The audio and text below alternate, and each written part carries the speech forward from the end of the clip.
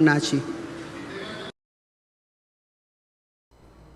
Observan ustedes que Telvina Medianero de Bonagas tiene defensores en la Asamblea Nacional de Diputados. Ya escucharon al señor Luis Eduardo Camacho tratando de impedir que Telvina Medianero de Bonagas fuera citada al Pleno. Y sí se puede, lo dijo la propia presidenta de la Asamblea, y ya hay precedentes de rectores universitarios que han sido citados a la Asamblea Nacional de Diputados. Ella es una servidora pública, una rectora de una universidad nacional, que es de la Universidad Autónoma de Chiriquí.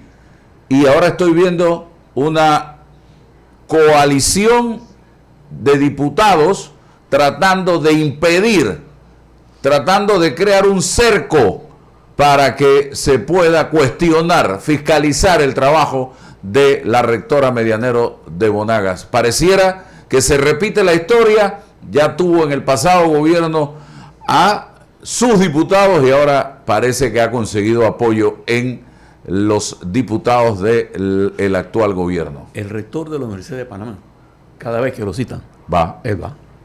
Con toda tranquilidad.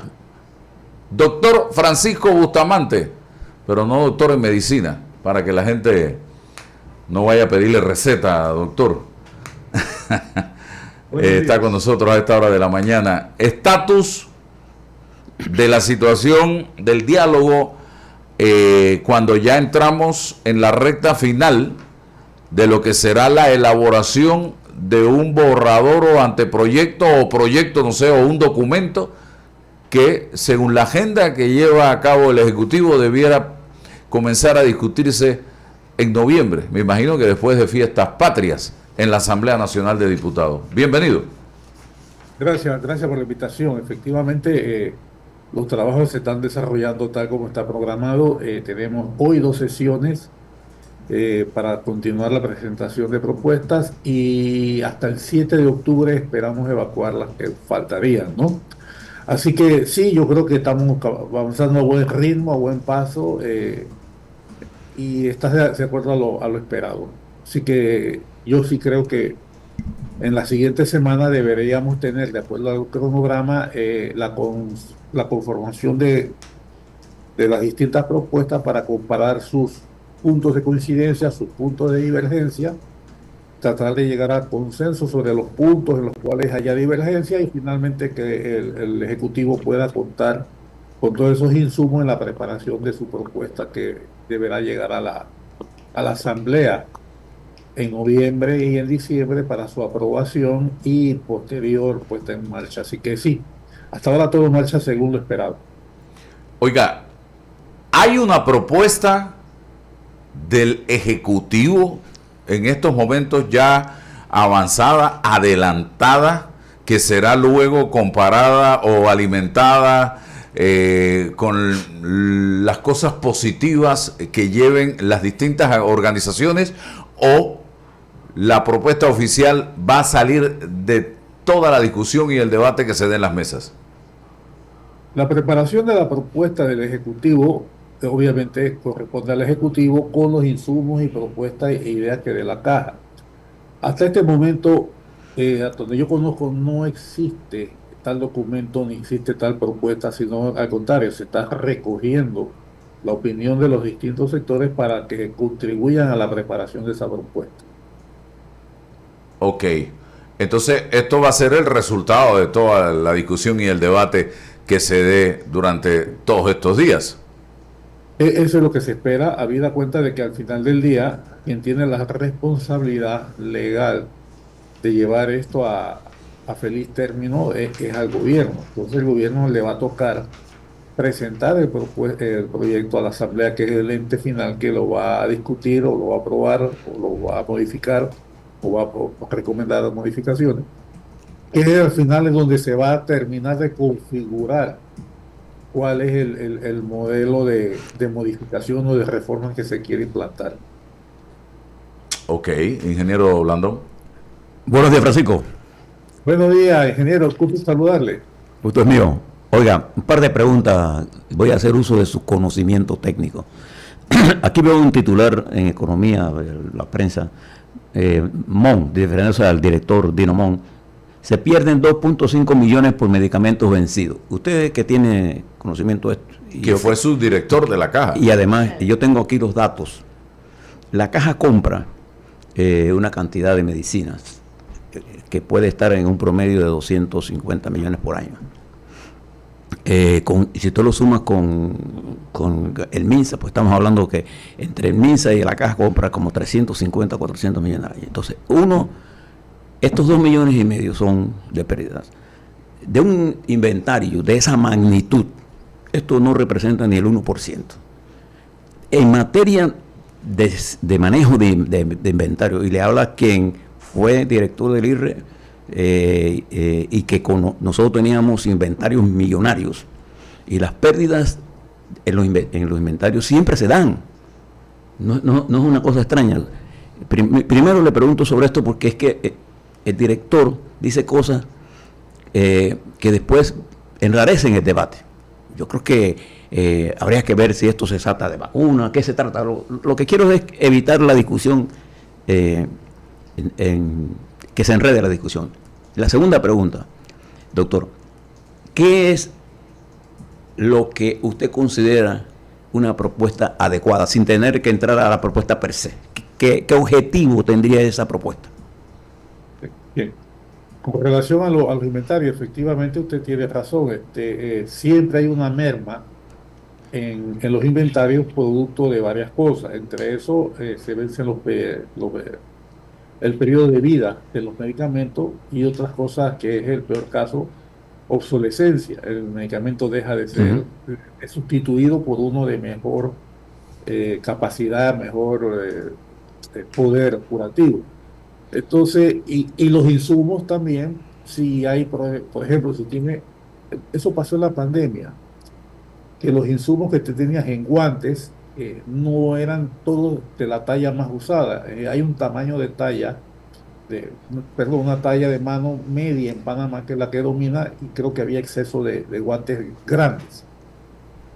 Otras veces es que los kits sanitarios vienen completos con batas esterilizadas, además no había batas, entonces se rompían los kits para poder usar las batas porque no había abastecimiento en el mercado. Obviamente, esos sobrantes no pueden ser recuperados y en algún momento podrían ser una pérdida. Entonces, esos son elementos que pueden explicar la obsolescencia. Y hay otro.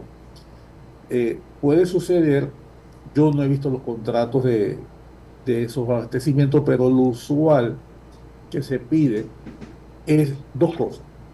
Se pide medicamentos que tengan una vida útil, y muchos contratos, cuando el medicamento que entrega el proveedor no se ajusta a ese periodo de vida, existe la responsabilidad que él lo tiene que reponer si llegada la vida útil disponible o pendiente no se ha consumido, él tiene que proveer la diferencia.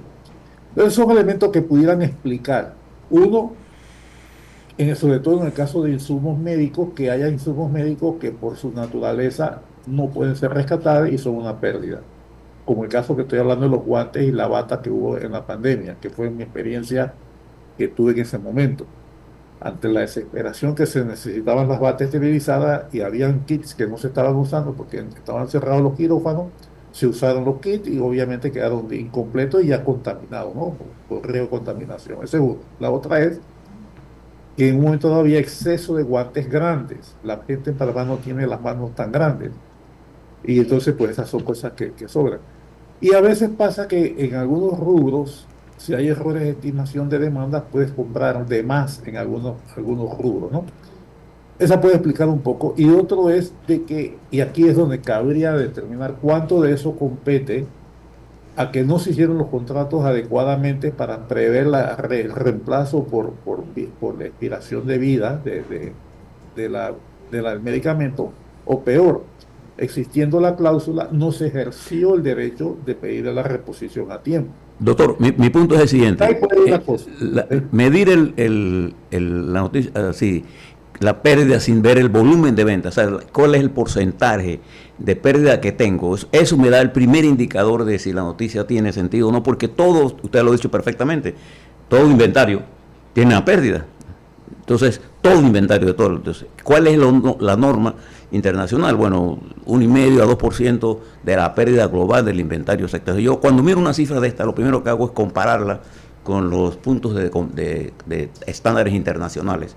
Y al hacer esto, me di cuenta de que estábamos dentro del margen y yo no sé cuál era el problema. La otra pregunta que le quería hacer era, después que usted tenga claro lo que el gobierno quiere hacer, usted tiene la Asamblea Nacional incluida en esto, porque la Asamblea Nacional está demostrando un nivel de autonomía con respecto a la política del órgano ejecutivo que me hace pensar que ahí va a haber otro tipo de discusión.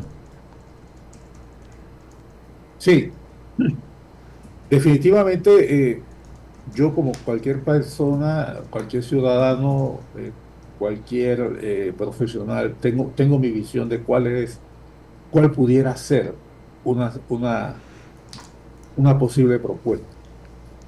En la mesa hay cosas muy interesantes, realmente cosas que son, para mi gusto, son muy interesantes, pero siento yo que no es el momento ni es el ambiente en el cual se puede discutir.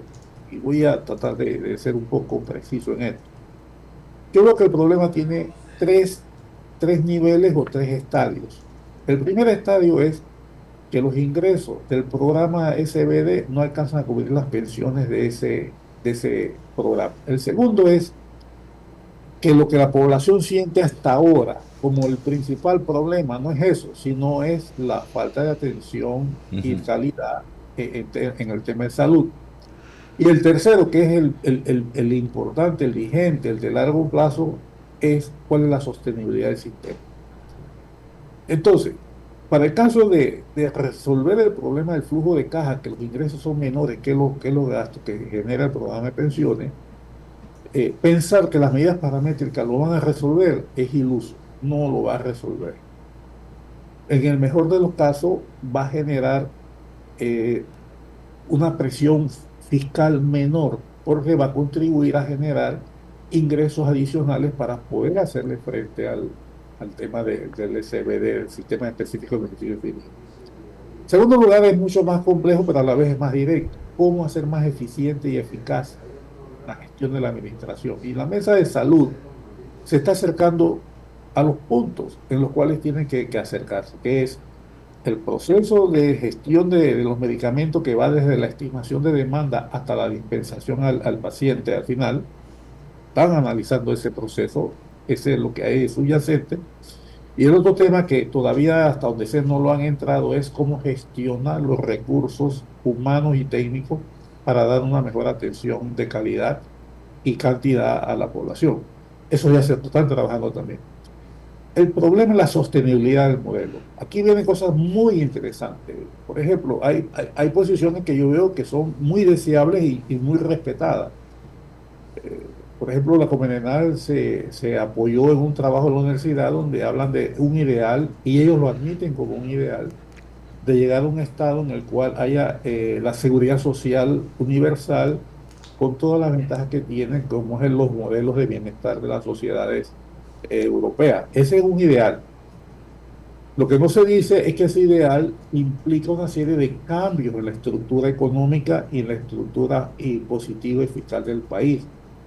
Y si tú fueras a hacer eso, usted que tuvo mucha experiencia y conoce todas estas cosas, ingeniero, sabe de que cuando hay un cambio de un modelo, lo primero que tiene usted es una caída estrepitosa de la efectividad de la sociedad hasta que toma y se monta en el nuevo modelo. Eso pasó con la revolución socialista, con Mao, y después cuando pasaron al sistema capitalista también volvió a pasar. O sea, esas disrupciones, si se hacen de una manera abrupta, no van a generar, al contrario, van a agudizar los problemas. Entonces, ellos conscientemente dicen, eso es un ideal, no lo esperamos, pero queremos ir de un sistema basado en el pago de cuotas de los trabajadores y empleadores a un sistema financiado con impuestos, de todos los impuestos de la nación. Eso es un cambio mayor, es un cambio significativo, es un cambio inclusive constitucional, como decía uno de mis profesores. Nuestra constitución está calcada sobre los conceptos liberales que predominaron hasta mediados del siglo XX. Las nuevas constituciones después de la Segunda Guerra Mundial están basadas sobre los principios del concepto de los derechos humanos, dentro de los cuales cae la seguridad social. Panamá está atrasada en ese marco jurídico. Entonces, como ve, es un cambio mayor, es un cambio de reflexión y lo tenemos en la cara un problema central. ¿Cómo voy a pagar las pensiones en lo que resta del año y el próximo año? Abocarme a eso en este momento no lo voy a lograr y voy a agudizar la situación. Eso es lo que yo diría, Pero, tenerlo. Tenemos que proveer los fondos para hacerle frente al pago de las pensiones de- mientras llegue un modelo. permítame darle la cifra. Yo tengo que el programa de enfermedad y maternidad tuvo un déficit en el año 23 de 124 millones, 124.2 millones. El programa de enfermedad, Álvaro, y maternidad, tuvo un déficit. El programa de Salud. su sistema de exclusivo de beneficios definido, 673 millones de déficit. El riesgo profesional tuvo un superávit de 5.7 millones. Estas cifras me indican a mí que el 24 será por allí. Entonces nosotros tenemos que tener, claro, los panameños en general, tenemos que entender la magnitud del problema. No podemos ofrecer cambios en el modelo de atención sanitaria si no hay una transformación administrativa de ese sistema para hacerlo más eficiente, para reducir costos, para reducir mano de obra, que en la Caja de Seguro Social hay más de 5.000 trabajadores en exceso. Entonces, estos temas, lo que le pregunto es si estos temas están siendo valorados en la mesa con esto, porque estos temas van a salir en la Asamblea. Sí, en el tema de salud, hasta donde ustedes no están viendo los temas financieros, porque se está viendo desde la calidad y no el costo del sistema. En el IDM sí está presente el concepto de la urgencia de generar los fondos y déjame, voy a preocupar un poco más. De acuerdo a la ley dice que el déficit es cuando los ingresos y los gastos corrientes ocurren. Ese déficit debe ser cubierto por el fideicomiso. Los ingresos y gastos corrientes son los del año, los que ocurren en un periodo de un año. La costumbre en la Caja de Seguro Social toda la vida es que a ese déficit le suman ajustes contables de periodos anteriores, recursos provenientes de ingresos de utilidades de las inversiones, se le pasan las transferencias de otros programas como se hizo con el de administración, se hacen los intercambios de activos entre programas para poder dotarlo de recursos, se trae entonces los pagos atrasados que hay de años anteriores, y ese es el déficit que se presenta como déficit del año. En corto, el déficit de 1.000 millones, 800 millones, pero lo que queda reflejado es 600 millones. Es mayor de acuerdo a la ley. Esa consulta yo la tramité en su momento con el procurador y me dijo que eso no era un tema que él manejaba y él no lo podía contestar. O sea que el problema es más grave, pues. ¿Cómo? El problema es más grave. Es más grave, por eso digo, lo voy a preocupar más todavía. Dios mío. Entonces, lo que no tenemos claro, y ahí el sentido de urgencia tal vez es lo que, y muy buena su pregunta, es lo que no estamos entendiendo. Entonces, es muy fácil decir que lo pague el gobierno. Perfecto, lo pague el gobierno. El gobierno ya tiene un déficit del 4%, superior al 4%. ¿Cómo lo va a pagar? ¿Cómo lo va a pagar? ¿Y de dónde, o de dónde va a salir el dinero? Usted llegó al punto y él lo va a pagar. Exacto. Entonces, esta situación está latente y los grupos que están en la mesa con mucha, y es válido, o sea, es una aspiración, yo no digo que es injusta, es lógico una aspiración de que todos queremos ganar más y tener más, pero hemos heredado una estructura económica que realmente tiene problemas, pero no las vamos a resolver. Si yo las fuera a resolver, en el mejor de los casos, no me va a repercutir en una solución a ese déficit. Y vamos a elaborar un poco más. Algunos de los argumentos que se dice que hay una evasión y una elusión fiscal de 6.000, 8.000 millones de dólares, una barbaridad de dinero. Vamos a asumir Vamos a asumir que eso existe. Vamos a asumir que la vamos a cobrar 20%. Vamos a asumir eso. ¿En qué tiempo se puede lograr eso? Segundo, si la consigo, aquí vienen las grandes preguntas. ¿Tiene sentido que yo, pudiendo recuperar esos hipotéticos recursos, en lugar de atender los problemas de la calidad de la educación, que es la que me va a generar la productividad y la capacidad de mejores salarios en la gente joven, generar oportunidades de empleo, mejorar los servicios básicos, en vez de hacerlo eso, se lo voy a dedicar a pagar a un programa que estructuralmente está diseñado de una manera que no funciona? ¿Eso es legítimo? Sí, Y puedo seguir elaborando. Le voy a dar, para no seguir un ejemplo, una persona que se jubila con $1.500, cuando estaba trabajando, con lo que ella pagaba, alcanzaba a pagar la pensión de un trabajador que ganaba $600. Cuando esa persona, con lo que paga todos los meses, el 3,5% de $3.000, de $2.500, eso paga la pensión de alguien que cuando trabajaba ganaba 600. Cuando a él le toca pensionarse, necesitas 19 puntos algo trabajadores para pagar los $1.500 de esa persona. Tienes un sistema intrínsecamente donde los que ganan menos, ¿ve?, y que son los más, le pagan a los menos que ganan más. Y al inverso, los menos que ganan más, cuando se jubilan, le pagan a los más que ganan menos. ¿Eso es solidario? Eso no lo aguanta, eso es inaguantable. Y si seguimos elaborando el tema, lo que se aporta y lo que se recibe, no hay relación, es casi 4 veces lo que tú aportaste por los tiempos de vida. Por eso hay un problema estructural, que es el problema de la población, la estructura de la población. Vivimos más tiempo,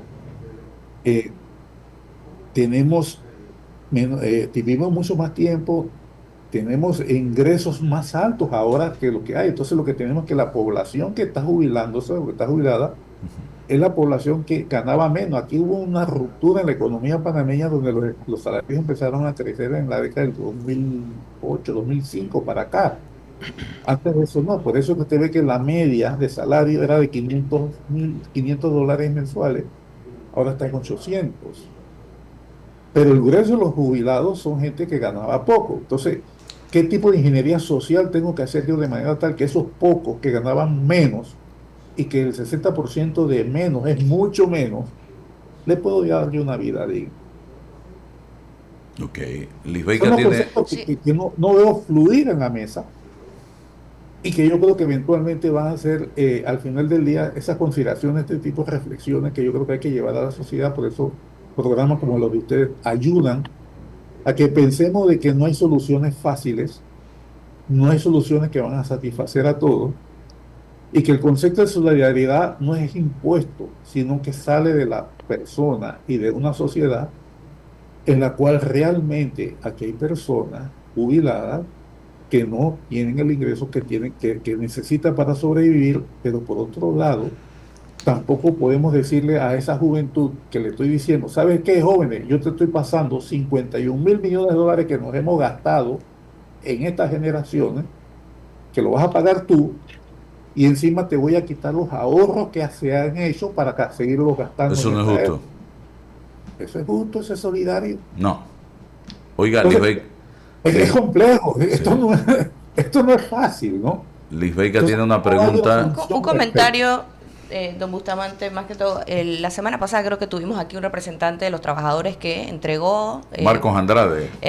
Una propuesta de parte de los trabajadores, y justo lo que sugerían era regresar al sistema solidario. Cuénteme usted qué piensa al respecto, y también me gustaría saber esa matriz única, luego de la comparación de las propuestas, ¿dónde la van a presentar? ¿Directo a la asamblea? O sea, dentro de la mesa de escucha, ¿se va a valorar lo que finalmente se decida, o ya ahí no se va a hacer nada? No, al contrario, Rebeca, esa matriz es crucial, es crítica. Ese es el instrumento de trabajo donde vamos a sincerar las distintas propuestas y vamos a compararlas para poder llegar a algún consenso. La matriz lo que pretende es identificar las coincidencias, las divergencias, y aquellas divergencias, ver hasta dónde se pueden conciliar. Ese es el trabajo, ¿no?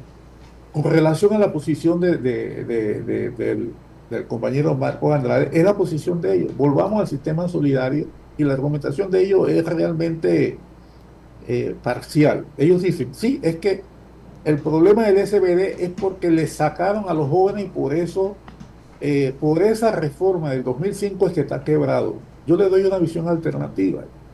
En el 2005, la ley de jubilación decía que eran 15 años de cotización, que tú te jubilabas con $1.000 y la cuota obrero patronal era mucho menor, era 15, 14, no me acuerdo, y decía además que la gente se jubilaba con 55 y 57 años, 57, 55 y 57 creo que era, o 60, 55 y 60, la gente se jubilaba. La reforma del 2005 lleva a 20 años de cotización, lleva a 22% de cuota obrero patronal que incluye salud, incluye el fondo de pensión en una forma gradual, ¿ve?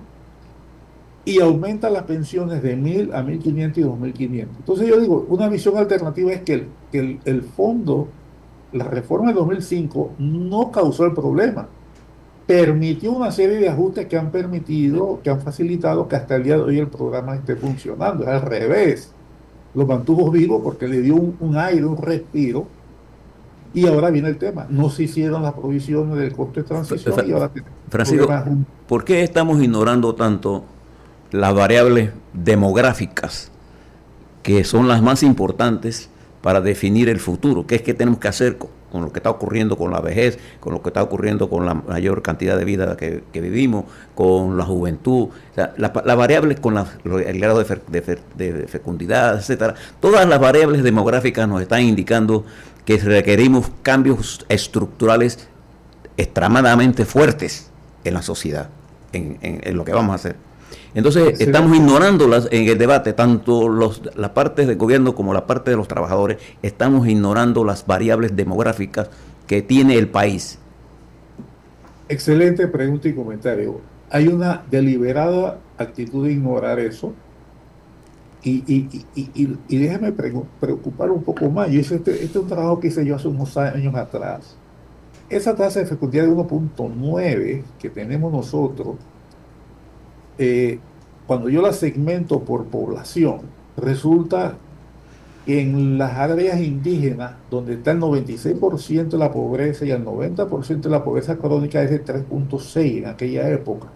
O sea, los indígenas están creciendo casi al doble de lo que crece el promedio nacional. O sea que si tú excluyes eso, la tasa es menor a 1.9. 1.3.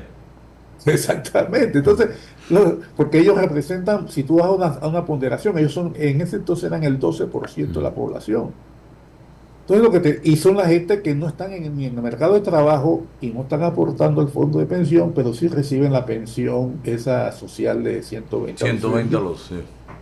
Y tienen periodos de vida más corta. Entonces, es un problema muy complejo y nos resistimos a aceptar que estamos viviendo más. Yo en estos días conversaba con una amiga del gimnasio, una mujer de 54 años, esplendorosa en su edad, y ella decía que no le quiten su edad, que no le quiten su jubilación. Digo, pero ven acá, mi mamá a los 54 años era una señora, una señora venerable que iba a la iglesia y demás. Tú eres una mujer joven, llena de vida, con una expectativa de acciones distintas, productiva. Es otro tipo de sociedad que tenemos. Oiga, la fecha, noviembre, diciembre, ¿está escrita en piedra? ¿O pudiera darse una flexibilización para que, oye, vamos a darnos estos 2 meses para afinar algunas cosas y en enero y febrero nos metemos de lleno ya en la asamblea? El tema que hay es que eso fue lo que hubo en el diálogo anterior. Nos pidieron tiempo de reflexión, se han pasado los años. De hecho, esa fue la principal causa de que yo me retirara de la administración pública y de la caja, porque yo pensé que estamos perdiendo el tiempo. Fue el grito desesperado de alguien que siente que es impotente ante lo que acaba de decir el ingeniero Blandón, la contumacia de todos de no querer enfrentar la gravedad de la situación, ¿ves? Y la riqueza que significa poder hacer algo en ese momento. Cualquier cosa buena que haga se va a magnificar, no se va a ocultar, al contrario.